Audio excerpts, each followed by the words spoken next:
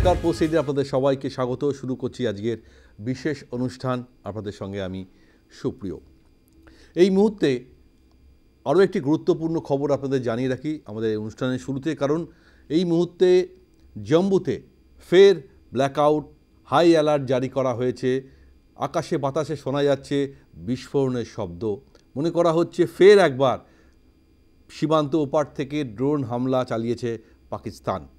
এবং তাই নয়, পাঞ্জাবের পাঠানকোট, অমৃতসরেও ব্ল্যাকআউট করা হয়েছে, হাই অ্যালার্ট জারি করা হয়েছে। অর্থাৎ সেখানেও পাঞ্জাব প্রদেশেও মনে করা হচ্ছে আরও একবার পাকিস্তান হামলা চালাতে পারে। অর্থাৎ গতকাল রাতের যে হামলা আমরা জানিয়েছিলাম, সেই হামলার খবর সকালে অবধি হয়তো থেমে গিয়েছিল, কারণ ভারতের এয়ার ডিফেন্স সিস্টেম প্রত্যেকটি ড্রোনকে নামিয়ে দিয়েছিল। তারপরেও আজ সন্ধ্যে নামতেই ফের সীমান্ত অশান্ত, উত্তপ্ত। অর্থাৎ পাকিস্তানের এতটুকু লজ্জা পর্যন্ত নেই। বারবার পরাস্ত হওয়ার পরেও, তাদের সমস্ত হামলার ছক বানচাল হওয়ার পরেও তারা কিন্তু আবার ভারতের আকাশ সীমা লঙ্ঘন করে আক্রমণের চেষ্টা করছে। দুদিন আগে তারা ভারতবর্ষের 15টি জায়গা টার্গেট করে ফের একবার তাদের ক্ষেপণাস্ত্র, ড্রোন হামলা চালিয়েছিল। কিন্তু ভারতের এয়ার ডিফেন্স সিস্টেম এখন এতটাই স্ট্রং, এতটাই অত্যাধুনিক যে S-400-এর মাধ্যমে সমস্ত তাদের ক্ষেপণাস্ত্র, ড্রোনগুলোকে তারা বানচাল করে দিয়েছিল। গতকাল রাত্রে ফের একবার সেই আক্রমণ শুরু করে পাকিস্তান, মাফ করবেন। কিন্তু সেখানেও ভারতের এয়ার ডিফেন্স সিস্টেম এতটাই স্ট্রং, এতটাই সজাগ ছিল যে সমস্ত পরিকল্পনা ফের একবার বানচাল করা হয়। গতকাল রাত্রে কাশ্মীর, জম্মু, পাঞ্জাব, রাজস্থান সহ সীমাবর্তী এলাকার একাধিক জায়গায় ড্রোন আর মিসাইল হামলার চেষ্টা করে। সেখানেও আমাদের air defence system S-400, L-70, Zu-23 MM anti aircraft এবং শিল্কা প্রতিরক্ষা ব্যবস্থা সমস্ত কিছু দিয়ে তাদের সমস্ত হামলার ছক বানচাল করে দেয়। কিন্তু কেন পাকিস্তান বারবার তাদের হামলার ছক বানচাল হওয়ার পরও তাদের এই মরিয়া চেষ্টা? এটাই সবথেকে বড় কারণ। পাল্টা কিন্তু ভারতও ছাড়েনি। গতকাল পাল্টাও বেশ কয়েকটি জায়গায় হামলা করেছে, যদিও অফিসিয়ালি তার শিকার এই মুহূর্তে বিদেশ দপ্তর থেকে আমাদের আসেনি, ফলে আমরা সেই বিষয়ে এখনই কোনো কথা বলবো না। কিন্তু ভারত যে তৈরি, ভারত যে সংযম দেখাচ্ছে একটাই কারণে, কারণ আন্তর্জাতিক আইন, আন্তর্জাতিক সীমানা লঙ্ঘন করে এমন কোনো কাজ ভারত করতে চাইছে না যেখানে কোনো প্রশ্নের মুখে পড়ে। কারণ আমরা জানি যে ভারত ঠিক বুঝে বুঝে যে 9টা জঙ্গি ঘাঁটি ধ্বংস করেছে POK এবং পাকিস্তানের মধ্যে, তার একটাই উদ্দেশ্য, 22শে এপ্রিলে যেভাবে সন্ত্রাসবাদীরা বেছে বেছে ধর্মীয় পরিচয় জেনে 25 জন নিরীহ পর্যটককে খুন করেছিল, তার বদলা তো নিতেই হবে। ভারত সে কাজই করেছে, কিন্তু কোনো সিভিলিয়ানদের গায়ে এতটুকু আঁচড় পড়েনি। আর পাকিস্তান উল্টে কী করছে? পাকিস্তান বারবার ভারতের নিরীহ নাগরিকদের ওপর আক্রমণ করার চেষ্টা করছে। গতকালও করেছে। গতকাল প্রায় আমরা যেটুকু খবর পেয়েছি 16 জন ভারতীয় নাগরিক মারা গেছে, তার মধ্যে 3 জন মহিলা, শিশু ছিল। আজও তারা এখনও সেই বম্বিং, সেলিং, গোলাবর্ষণ চালিয়ে যাচ্ছে। রাত্রির হলেই উত্তপ্ত হয়ে উঠছে আমাদের সীমান্ত, বারবার চেষ্টা করছে। কিন্তু ভারতও ঠিক ততটাই তৈরি যতটা পাকিস্তান ভাবতে পারছে না। অর্থাৎ সেখানকার সামরিক প্রধান আসিফ মুনির হয়তো ভাবছেন যে ভারতের ওপর আক্রমণ করে সব বদলা নেবেন, কিন্তু ভারত ঠিক ততটাই পাল্টা প্রত্যাঘাত করার জন্য রেডি। কিন্তু এই যে সামরিক বাহিনীর আক্রমণ যখন সিভিলিয়ানদের ওপর হয়, তখন বোঝা যায় যে একটা দেশ কতটা দেউলিয়া হয়ে আছে। তাদের পাল্টা লড়াই করার জায়গায় তারা আঘাত হানছে সাধারণ নিরীহ মানুষদের ওপরে। মানবাধিকার আইন লঙ্ঘন করছে, এটা কিন্তু এই মুহূর্তে বড় প্রশ্ন। ভারত হয়তো সংযম দেখাচ্ছে, কিন্তু সেই সংযমের নিশ্চয়ই কোথাও না কোথাও একটা প্যারামিটার থাকবে। কারণ জানি এই মুহূর্তে প্রধানমন্ত্রীর বাসভবনে আরও একটি উচ্চ পর্যায়ে গুরুত্বপূর্ণ বৈঠক রয়েছে। 3 সেনাপ্রধান সেখানে রয়েছেন, প্রতিরক্ষা মন্ত্রী রাজনাথ সিং রয়েছেন, প্রতিরক্ষা উপদেষ্টা অজিত ডোভাল রয়েছেন। বোঝাই যাচ্ছে আরও একটা নতুন কোনো প্ল্যানিং তৈরি হচ্ছে। এর আগেই আমরা দেখেছি অপারেশন সিন্দুর, এরপরে কি অপারেশন সিন্দুর 2 ভারত শুরু করবে, তারই হয়তো অপেক্ষা। তবে তার আগে আজকের প্রতিবেদন আমরা দেখে নেব, যেখানে কিভাবে ভারত তাদের অ্যান্টি এয়ার ডিফেন্স সিস্টেম দিয়ে, anti missile air defence system দিয়ে পাকিস্তানের সমস্ত ড্রোন আর ক্ষেপণাস্ত্রকে পরাস্ত করেছে। দেখে নেব আজকের এই প্রতিবেদন।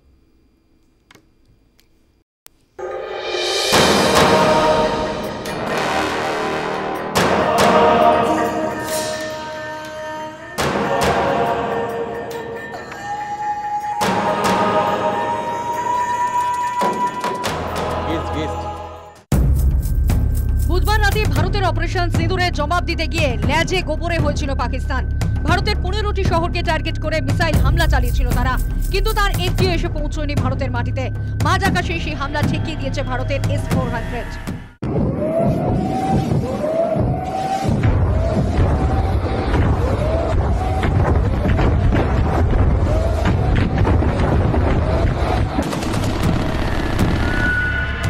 পাল্টা জবাবে ফের পাকিস্তান ও পাক অধিকৃত কাশ্মীরের অন্দরে মিসাইল ও ড্রোন হামলা চালিয়েছিল ভারত। যদিও শিক্ষা হয়নি পাকিস্তানের, বৃহস্পতিবার রাতে ফের একবার ভারতে আক্রমণ হানার চেষ্টা।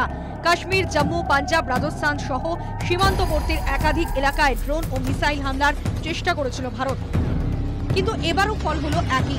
কার্যত নিখুঁতভাবে পাকিস্তানের হামলা মাঝ আকাশেই ধ্বংস করল ভারত। বৃহস্পতিবার সন্ধ্যের পর থেকে চণ্ডীগড়, অমৃতসর, জম্মু সহ ভারতের একাধিক এলাকায় এয়ার রেড সাইরেন শোনা যায়।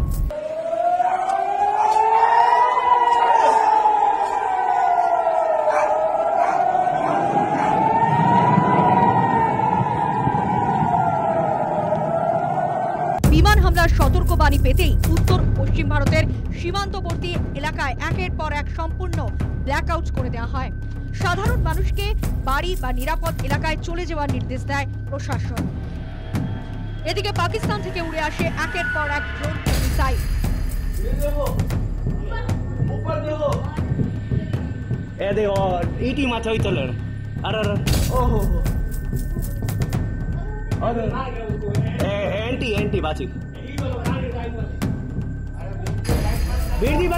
কিন্তু ভারতীয় বাহিনীর প্রযুক্তি ও দক্ষতায় এবারও মাত ভারতের।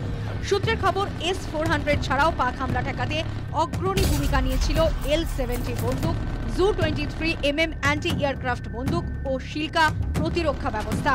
কাজে লাগানো হয় আনম্যান্ড এরিয়াল সিস্টেমকেও। L-17 স্বল্প উচ্চতায় প্রতিপক্ষের কোনো ড্রোন, যুদ্ধবিমান বা ক্ষেপণাস্ত্র দ্রুত চিহ্নিত করে ধ্বংস করে এই অ্যান্টি এয়ারক্রাফট বন্দুক L-70। Zu-23mm এটিও অ্যান্টি এয়ারক্রাফট বন্দুক। L-70-র মতোই ড্রোন, যুদ্ধবিমান বা ক্ষেপণাস্ত্র দ্রুত চিহ্নিত করে ধ্বংস করে, তবে এর মারণ ক্ষমতা অনেক বেশি। শিলকা এই অ্যান্টি এয়ারক্রাফট বন্দুক ড্রোন ধ্বংস করতে সিদ্ধহস্ত। শুক্রবার সকাল থেকেই কার্যত কয়েক গুণ বাড়ানো হয়েছে নিরাপত্তা। সীমান্তবর্তী লোকালয়গুলিতে চলছে কড়া নজরদারি। অপরিচিত লোক যাতে এলাকায় না ঢুকতে পারে তাতে কড়া নজরদারি চলছে। বিমানবন্দরগুলিতে জারি হাই অ্যালার্ট। দিল্লি, মুম্বাইয়ের মতো শহরগুলির নিরাপত্তা কয়েক গুণ বাড়ানো হয়েছে। কড়া নজরদারি দেশের গুরুত্বপূর্ণ ভবন ও প্রশাসনিক কেন্দ্রগুলিতেও। অ্যালার্টে রাখা হয়েছে উত্তর ও পশ্চিম ভারতের সীমান্তবর্তী হাসপাতাল ও স্বাস্থ্য কেন্দ্রগুলিকেও। News time.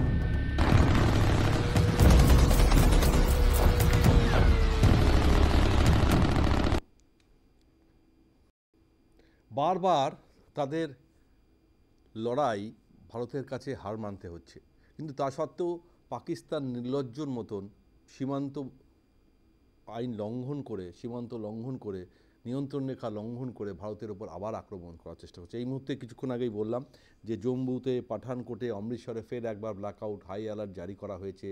জম্মুতে বারবার বিস্ফোরণের শব্দ হচ্ছে, অর্থাৎ কোথাও কোনো রকমভাবে পাকিস্তান কিন্তু তাদের নির্লজ্জতা ছাড়িয়ে চলে যাচ্ছে। আমার সঙ্গে এই মুহূর্তে অনলাইনে রয়েছেন আন্তর্জাতিক সম্পর্ক বিশেষজ্ঞ রাজকুমার কোঠারি। রাজকুমার, আপনার কাছে আসবো তার আগে আজকে বিদেশ মন্ত্রকের তরফ থেকে যে সাংবাদিক সম্মেলন করা হয়েছে সেখানে দুটো জিনিস খুব স্পষ্টভাবে বলা হয়েছে যে যখন পাকিস্তান তাদের ড্রোন অ্যাটাক বা ক্ষেপণাস্ত্র অ্যাটাক করছে, ভারত যাতে পাল্টা এয়ার স্ট্রাইক করতে না হয়, তখন তারা কি করছে, অর্থাৎ যাত্রীবাহী বিমানগুলোকে লাহোর থেকে করাচি পর্যন্ত এই সময় ওই রুটে তাদের চালানো হচ্ছে, যাতে ভারত কোনো স্ট্রাইক করতে না হয়, অর্থাৎ সাধারণ নিরীহ পাকিস্তান নাগরিকদের ঢাল করা হচ্ছে। এটা একটা পার্ট। আরেকটা পার্ট যেটা হচ্ছে যে আমাদের দেশের গুরুদুয়াদের ধ্বংস করছে তাদের সেলিংয়ের জন্য, আর দোষ দেওয়া হচ্ছে ভারত নাকি নিজেই এই ধরনের কাজ করছে। অর্থাৎ কোথাও তারা ধর্মের বিচারে একটা অশান্ত অস্থির পরিবেশ করতে চাচ্ছে ভারতবর্ষে, যে যাতে ধর্মের বিচারে আমাদের এখানকার মানুষও সরকারের বিরুদ্ধে নানা রকম কথা বলে। এই যে স্ট্র্যাটেজি, অর্থাৎ কোথাও একটা মানবাধিকার লঙ্ঘনের জায়গা তৈরি হচ্ছে, যেখানে বারবার পাকিস্তান আন্তর্জাতিক মঞ্চে তো কোণঠাসা বটেই, এখন লড়াইয়ে হারের পর এখন সাধারণ নিরীহ মানুষদের উপরে তারা ঢাল করে এগোতে চাইছে। কিভাবে দেখছেন এই মুহূর্তে গোটা পরিস্থিতি? না দেখুন, যেভাবে পরিস্থিতিটা ইভলভ করছে এই পেহেলগাঁও জঙ্গি হামলার পরবর্তী সময় থেকে, আমরা দেখছি যে প্রতি মুহূর্তে ইকুয়েশন চেঞ্জ হচ্ছে এবং প্রত্যেকটা স্ট্রাইকের পরপর ইকুয়েশন চেঞ্জ হচ্ছে। পাকিস্তান তার যে স্ট্র্যাটেজি, সেটা পাকিস্তান সাধ্যমতন চেষ্টা করছে যাতে ভারত সেটাকে বুঝতে না পারে। কিন্তু মুশকিল হচ্ছে এটাই যে পাকিস্তান এতটাই সামরিক দিক থেকে এখন বেপরোয়া হয়ে গেছে যে ভারতের যে কোনো ধরনের স্ট্রাইক সেটাকে পাকিস্তান প্রত্যাঘাত করার ক্ষমতা রাখছে এরকম ভাবে মনে করে পাকিস্তান প্রত্যাঘাত চালাচ্ছে। কিন্তু আসল ব্যাপারটা হচ্ছে, যদি পাকিস্তানের সেই ক্যাপাসিটি থাকতো এবং সৈন্যবাহিনীর সেই মনোবল থাকতো, তাহলে সাধারণ মানুষকে ঢাল করে, যেটা আপনি বললেন যে বিমানে সাধারণ মানুষ রয়েছে, সেই বিমানটাকে সেই সময়ে এমন সময়ে একটা স্থান থেকে আরেকটা স্থানে চালানো হচ্ছে যাতে করে ভারত আক্রমণ করতে না পারে, কোনো মিসাইল হানা করতে না দিতে পারে। সুতরাং এটা একটা পাকিস্তানের হলো স্ট্র্যাটেজি, কারণ তারা সাধারণ মানুষকে সামনে রেখে যুদ্ধে লড়াইটা লড়তে চাইছে। দ্বিতীয় বিষয় হচ্ছে যে পাকিস্তান যেভাবে ড্রোন দিয়ে হামলা চালাচ্ছে, বর্ডার সীমান্ত ক্রস করে, সীমান্ত উল্লঙ্ঘন করে, প্রতি মুহূর্তে যেভাবে তারা একের পর এক হামলা চালাবার জন্য প্রস্তুতি নিচ্ছে, প্রত্যেকটা হামলারই আমরা সমুচিত জবাব দিচ্ছি, এটা ঠিক। আমাদের সামনে এটা একটা কঠিন চ্যালেঞ্জ, কিন্তু সেই চ্যালেঞ্জটাকে আমরা সাকসেসফুলি উত্তীর্ণ হচ্ছি প্রত্যেকবার। কিন্তু আমাদের লক্ষ্য রাখতে হবে যে পাকিস্তানের সবথেকে বড় সমস্যা হচ্ছে যে পাকিস্তান কি চায়, পাকিস্তানের আসল লক্ষ্যটা কি, উদ্দেশ্যটা কি, সেটা আমি এখনো পাকিস্তানের সেই লক্ষ্য বা উদ্দেশ্যটাকে বুঝে উঠতে পারেনি। তার কারণ একটাই, যে পাকিস্তানের প্রশাসন ব্যবস্থার মধ্যে সরকারের চিন্তা ভাবনার সঙ্গে সামরিক বাহিনীর চিন্তা ভাবনার মধ্যে সামঞ্জস্যের অভাব লক্ষ্য করা যায়। পাশাপাশি আইএসআই এবং যে সমস্ত জঙ্গি সংগঠনগুলো রয়েছে, তারা স্বাধীনভাবে তাদের কার্যকলাপ পরিচালনা করতে চাইছে। তো যার ফলে একটা কঠিন পরিস্থিতিতে কিভাবে পাকিস্তান ভারতের যে দিক থেকে যে আঘাত আসছে সেটাকে সামগ্রিকভাবে সেই আক্রমণটাকে প্রতিহত করবে, সেই তার উপযুক্ত রণকৌশল কিন্তু তাদের কাছে নেই। এবং এই রণকৌশল না থাকার ফলে তারা বেপরোয়া হয়ে সীমান্ত অতিক্রম করছে এবং সীমান্তে সাধারণ মানুষদেরকে টার্গেট করা হচ্ছে, সাধারণ মানুষের ঘরবাড়িগুলোকে ভেঙে দেওয়ার জন্য তারা উঠে পড়ে লেগেছে। এবং যেটা আপনি সংবাদ মাধ্যমে বললেন একটু আগে, যে গুরুদ্বারাগুলোকে টার্গেট করা হচ্ছে এবং তারপরে ভারতকে দোষী সাব্যস্ত করা হচ্ছে যে ভারত নিজেই এই সমস্ত কাজগুলো করছে। এগুলো একটা মানে খুব নিম্ন মানসিকতার পরিচয় পাকিস্তান দিচ্ছে। কারণ যদি যুদ্ধ তাদের লড়বার ক্ষমতা থাকতো, তাহলে এই ধরনের স্ট্র্যাটেজি, নক্কারজনক স্ট্র্যাটেজি এবং লজ্জাজনক স্ট্র্যাটেজি তারা অ্যাডপ্ট করতো না। আরও একটা জিনিস, এর সঙ্গে একটা জিনিস আপনাকে অ্যাড করছি রাজকুমার দা, আজকে পার্লামেন্টে পাকিস্তানের প্রতিরক্ষা মন্ত্রী একটা বক্তব্য রেখেছেন, যেখানে বলেছেন প্রয়োজনে মাদ্রাসায় যে বাচ্চা ছেলেমেয়েরা পড়াশোনা করে তাদেরকে এই যুদ্ধে ভারতের বিরুদ্ধে ব্যবহার করা উচিত। এই একটা বক্তব্য রেখেছে। আমাদের কাছে যদি সেই বাইটটা থাকে, আমাদের পাকিস্তানের ডিফেন্স মিনিস্টার যে বলেছে, সেটা একটু আমরা আপনাকে শোনাবো। আমি মানে এখন যে এইভাবেও পাকিস্তান ভাবতে পারে যে যেখানে নিরীহ পাক নাগরিকদের বিমানে, যাত্রীবাহী বিমানে ওই সময় পাস করানো হচ্ছে, মানে যে কোনো সময় যদি কোনো আঘাত লাগে, এয়ার স্ট্রাইক হয় ভারত, এবং তাদের যদি এই বিমানে কোনো আঘাত লাগে, তাহলে গোটা বিশ্বের কাছে দেখানো যাবে যে মানবাধিকার লঙ্ঘন করছে ভারত। আর আজকে বলছে শিশুদেরকে ব্যবহার করা হবে। যদি আমাদের সেই বক্তব্যটা একটু শোনানো, আমার পিসিআর সহকর্মীকে বলবো যে কি বলছেন ডিফেন্স মিনিস্টার পাকিস্তানে।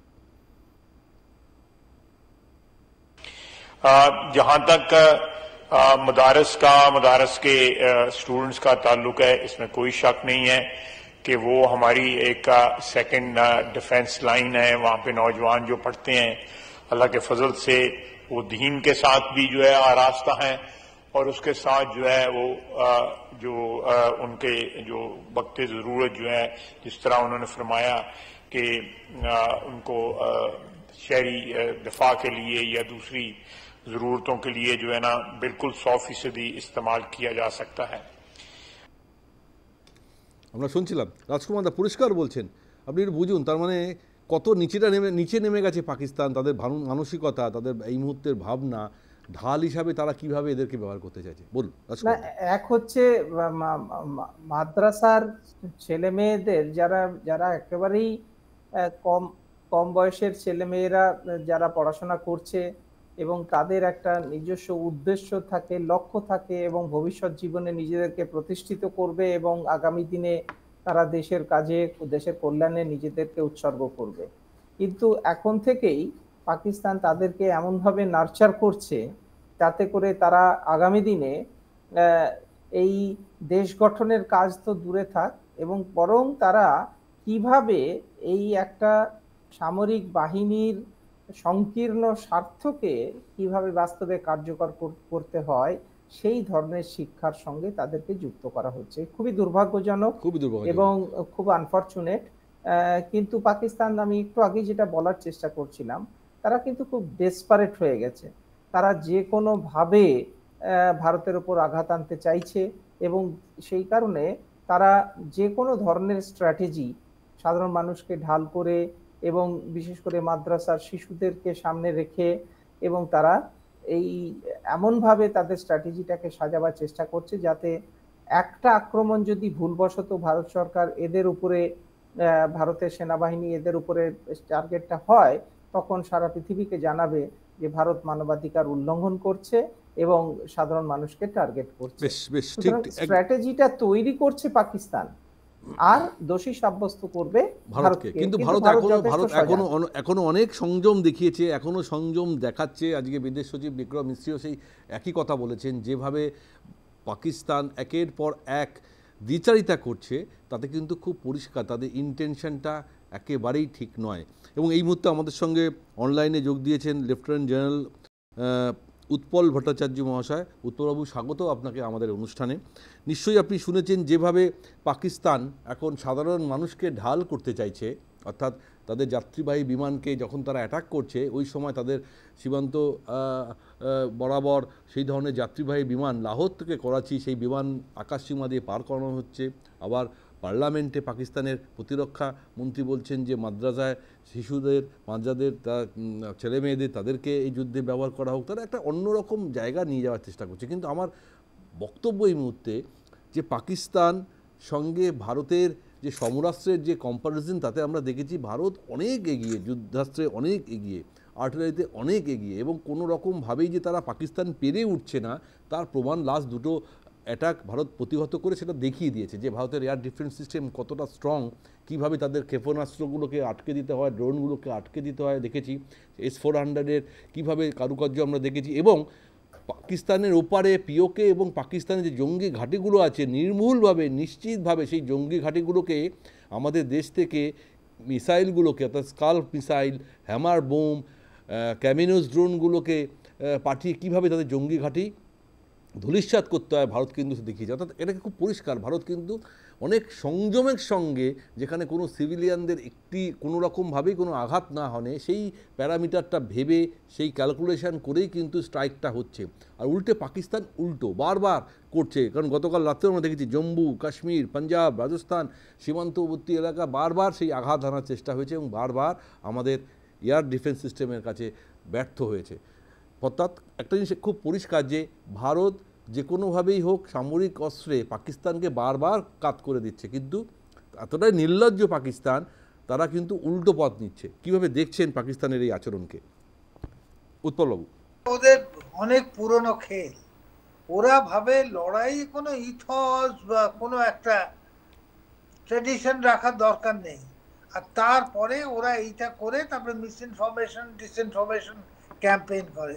আর ওরা সেটা বুক বাজিয়ে বলে যে আমরা তো প্রক্সি ওয়ার করব, আমরা তো 1000 কাটসের ওয়ার করব, আমরা তো কমব্যাট ফোর্সেস আপনি যেটা বলছেন, ওয়েদার ইটস মিলিটারি, তার মধ্যে আর্মি হোক, নেভি হোক, এয়ারফোর্স হোক, আমরা ওদের সঙ্গে পেরে উঠবো না, আমরা এই লড়াইটাই করব।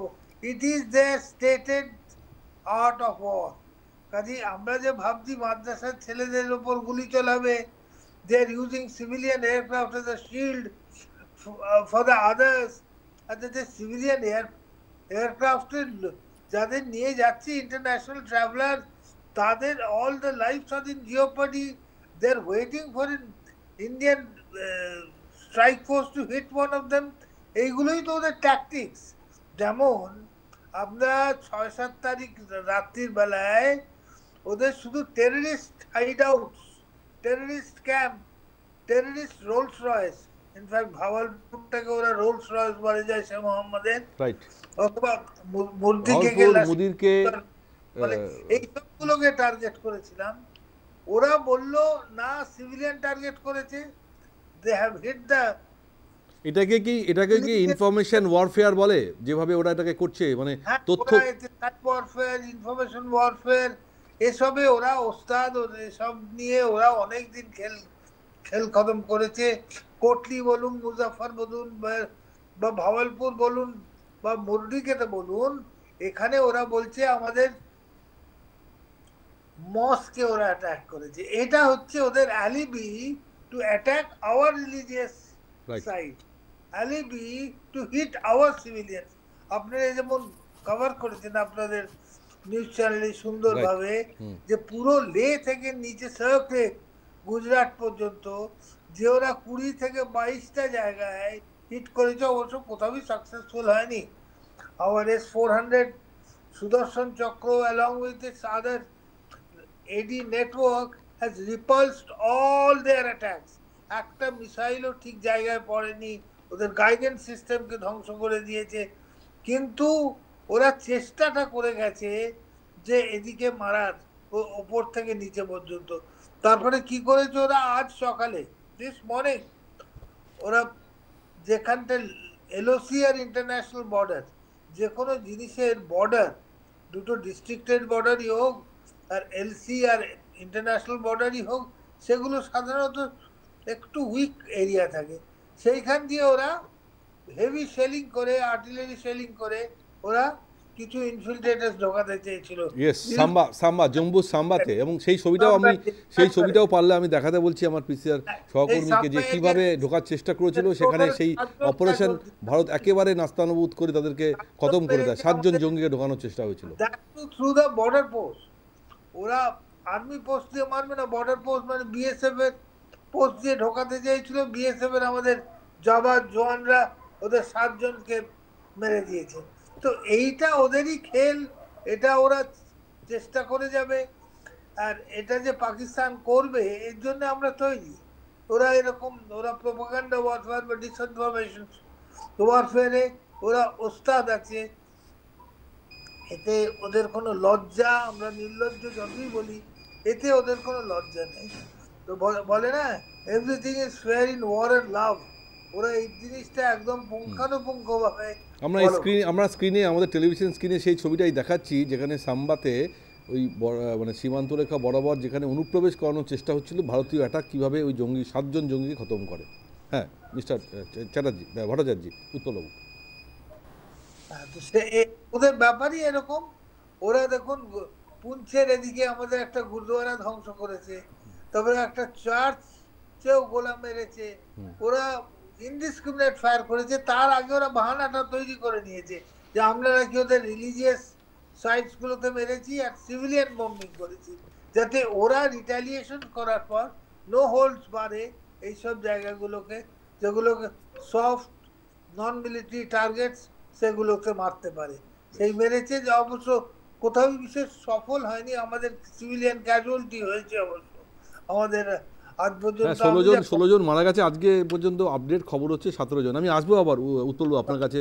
আমি রাজকুমার দার কাছে জানতে চাইবো, রাজকুমার দা, ভারত আর কতক্ষণ সংযম দেখাবে? 1, 2 হচ্ছে আমরা দেখেছি গতকাল বিদেশমন্ত্রী জয়শঙ্কর বেশ কিছু উচ্চপদস্থ দেশের সমস্ত প্রতিরক্ষা দপ্তরের মন্ত্রীদের সঙ্গে বা আধিকারিকদের সঙ্গে কথা বলেছেন, যেটুকু আমার খবর যে অন্তত 10টা থেকে 12টা দেশের সঙ্গে কথা হয়েছে, এবং বিশ্ব মঞ্চে ভারত এটাই প্রমাণ করতে চাইছে যে কিভাবে তারা মানবাধিকার লঙ্ঘন করছে, কিভাবে তারা সীমান্ত আইন লঙ্ঘন করছে, এলওসি পার করছে, কিভাবে ভারতের ওপর তারা অ্যাটাক করার চেষ্টা করছে। ভারতের লক্ষ্য শুধুমাত্র জঙ্গি ঘাঁটি, কিন্তু পাকিস্তানের লক্ষ্য ভারতের সিভিলিয়ান। অর্থাৎ কোথাও আজকে একটা জিনিস পরিষ্কার, উল্টো দিকে পাকিস্তান ফের একবার বিশ্বের অন্যান্য লোকের দেশের কাছে, ব্যাংকের কাছে, বিশ্ব ব্যাংকের কাছে আবার টাকা চাইছে, লোন চাইছে, যে আমাদের দেশের এই অবস্থা। তার মানে ওদের দ্বিচারিতারা কোথাও পরিষ্কার যে ওদের মধ্যে আর কিছু নেই, দেউলিয়া একটা দেশ। রাজকুমার দা, না, দেউলিয়া তো অলরেডি পাকিস্তান একটা দেউলিয়া স্টেট, এবং তারা একেবারে ধারের অর্থ সাপোর্ট নিয়ে তাদের দেশটাকে পরিচালনা করছে। এবং বিশেষ করে এই পেহেলগাম ইস্যুকে কেন্দ্র করে যে ধরনের পরিস্থিতি উদ্ভূত হয়েছে, এবং তার পরবর্তী সময়ে পাকিস্তানের অভ্যন্তরীণ অর্থনৈতিক অবস্থা কিন্তু চরমভাবে ক্ষতিগ্রস্ত হচ্ছে এবং ডিস্টার্বড হচ্ছে। এমতাবস্থায় তাদের আর বিকল্প বিশেষ কিছু নেই। সেই জন্য তারা ইন্টারন্যাশনাল মনিটারি ফান্ডের মতন, ওয়ার্ল্ড ব্যাংকের মতন যে প্রতিষ্ঠানগুলো রয়েছে তাদের কাছে হাত পাততে বাধ্য হচ্ছে। ইতিপূর্বেই মানে আগে থেকেই তারা একেবারে বিলিয়নস অফ ডলার্স লোন নিয়ে রেখেছে। তারপরে এখন এই পরিস্থিতিকে সামাল দেওয়ার মতন তাদের ক্ষমতা বা সাধ্য নেই। সেই জন্য তারা যদি যুদ্ধ পুরোপুরি হয় রাজকুমার দা, তাহলে এই মানে এই যুদ্ধ হলে তারা পাকিস্তান পারবে, এই অর্থনৈতিক যে অবস্থা, তাদের দেশ চালাতে পারবে? যে বাজেট ওদের অর্থ মন্ত্রকের যে বাজেট, একটা মিডিয়াতে একটা চ্যানেলে খবরে শুনছিলাম যে পাকিস্তানে সেনাবাহিনীর মধ্যে একটা বিদ্রোহ তৈরি হয়েছে, এবং যিনি সেনা প্রধান তাকে সরিয়ে নতুন কেউ, যদিও তার কোনো সত্যতা এখনো পর্যন্ত নেই, একটা খবর আসছে যে আসিফ মনিরকে সরিয়ে দেওয়া হয়েছে, তার জায়গায় অন্য কেউ দায়িত্ব নেবে।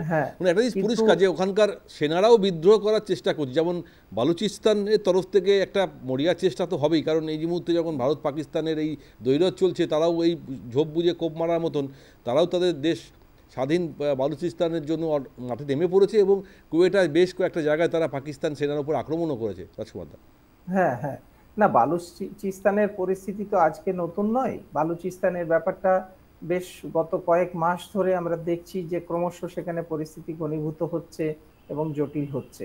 এবং বালুচিস্তানের বিষয়টাও পাকিস্তান সরকার কিন্তু সামগ্রিকভাবে নিয়ন্ত্রণ করতে, নিজের নিয়ন্ত্রণে আনতে সম্পূর্ণভাবে ব্যর্থ হয়েছে। সেটা প্রমাণ করছে যে কিভাবে বালুচিস্তানের সাধারণ মানুষ এবং বালুচিস্তান যেটা লিবারেশন ফ্রন্ট, তারা কিভাবে পাকিস্তানের ঝান্ডা বিভিন্ন গুরুত্বপূর্ণ জায়গা থেকে নামিয়ে দিয়ে পাকিস্তানের উপরে একটা প্রত্যাঘাত করতে আনতে চাইছে। সুতরাং ইন্টারনালি পাকিস্তান কিন্তু খুব ডিস্টার্বড, এবং একটা ভারসাম্যের অভাব দেখা দিয়েছে প্রশাসন ক্ষেত্রে। এবং তার পাশাপাশি লক্ষ্য করুন যে পাকিস্তানের বিভিন্ন মন্ত্রীরা, উচ্চপদস্থ যে মন্ত্রীরা, বিদেশ মন্ত্রী থেকে শুরু করে সবাই বিভিন্ন সময় যে স্টেটমেন্টগুলো দিচ্ছেন, সেগুলো কতটা হলো স্টেটমেন্ট। কোন একজন মন্ত্রী বলছেন যে তাকে যখন সিএনএন চ্যানেল প্রশ্ন করে যে কি এভিডেন্স রয়েছে যে আপনারা ভারতের বিমানকে নামিয়েছেন, তার উত্তরে তারা বলছেন যে সোশ্যাল মিডিয়াতে অনেক এভিডেন্স সবসময় ঘুরে বেড়াচ্ছে, সেটাও একটা ফেক। এটা যে কতটা হলো একটা চিন্তা ভাবনার উপরে দাঁড়িয়ে একটা প্রশাসন, একটা রাষ্ট্র ব্যবস্থা চলছে, সেটা আমরা বুঝতে পারছি। সব মিলিয়ে এই কারণে ভারতকে খুব সজাগ সতর্ক থাকতে হচ্ছে।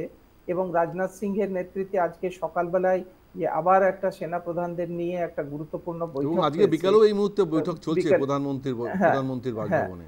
হ্যাঁ, দফায় দফায়। যে তার একটাই কারণ যেটা আমি বুঝতে পারছি যতটা বিশ্লেষণ করে, যে উদ্ভূত পরিস্থিতি, সেটা হচ্ছে একটা বড় ধরনের প্রত্যাঘাত আনার পরিকল্পনা ভারত সরকার এবং সামরিক বাহিনী সেটা করছে। কারণ এই ছোট ছোট ঘটনার মধ্যে দিয়ে পাকিস্তানকে সমুচিত জবাব আমরা দিতে পারছি।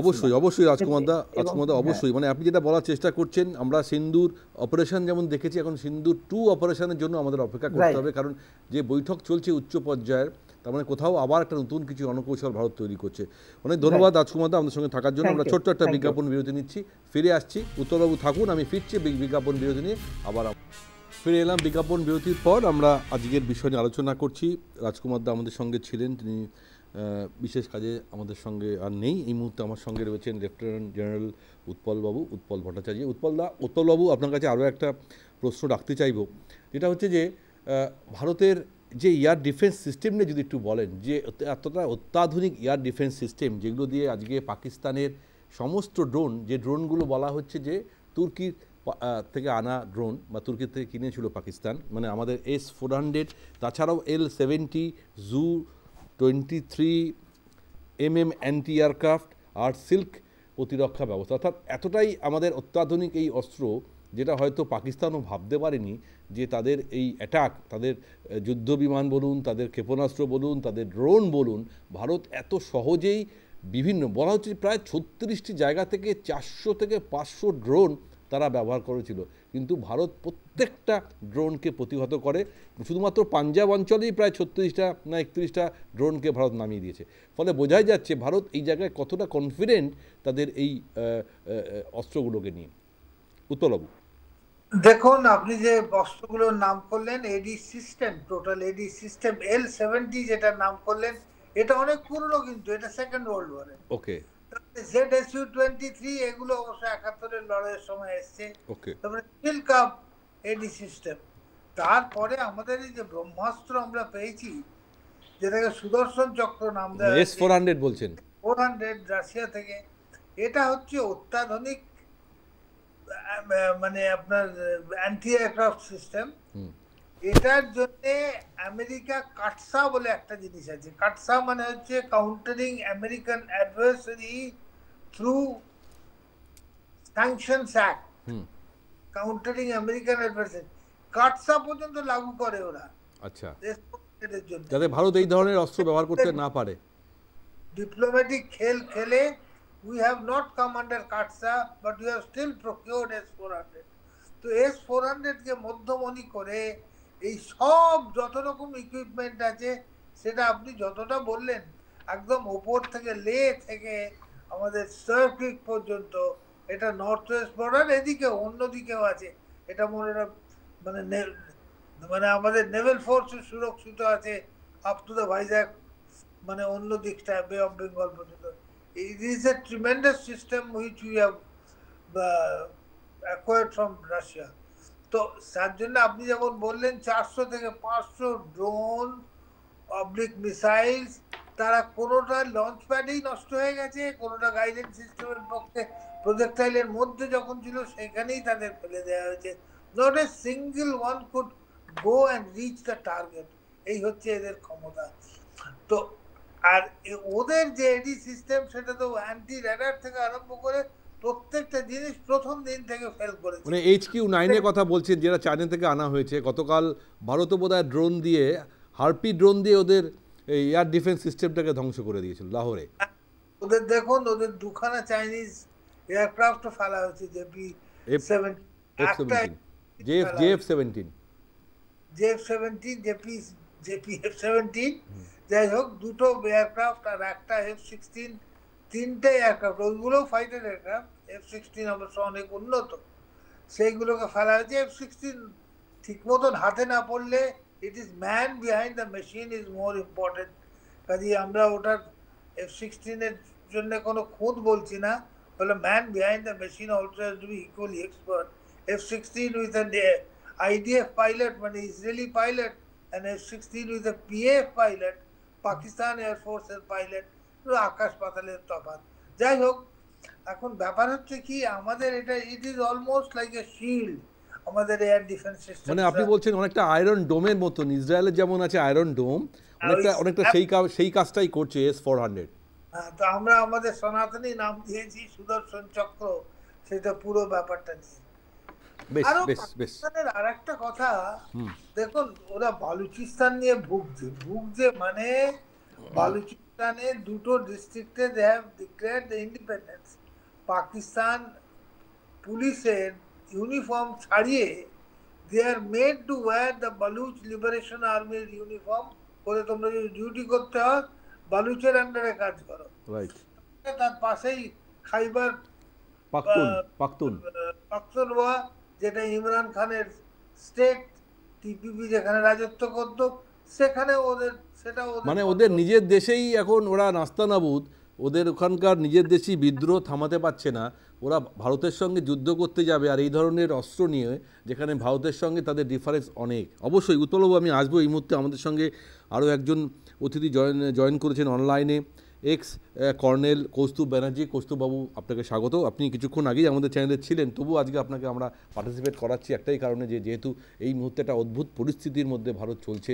22শে এপ্রিল পেহেলগাঁওয়ের হত্যাকাণ্ডর পর ভারত যা যা বলেছিল ঠিক তাই করেছে। ভারতের প্রধানমন্ত্রী বলেছিল যে চিহ্নিত করে যে দেশ তাদেরকে আশ্রয় দিয়েছে আমরা সেই জায়গা গিয়ে তাদেরকে উৎখাত করবো, এবং সেটাই করেছে। 15 দিনের মাথায় কিন্তু ভারতের এই আক্রমণ, 9টা জঙ্গি ঘাঁটি ধ্বংস করে দিয়েছে মাত্র 25 মিনিটে 24টা মিসাইল দিয়ে, এবং এগুলো সবই আপনি জানেন। এবং পাল্টা তাদের যে প্রত্যাঘাত ভারত যে একের পর এক রুখে দিচ্ছে গত দুদিন ধরে আমরা দেখেছি, সেটা যেভাবে সম্ভব ভারতের অত্যাধুনিক অস্ত্রর মাধ্যমে S-400 বলুন বা L-17 বলুন, যাই বলুন, ভারতের কাছে এই অস্ত্র আছে।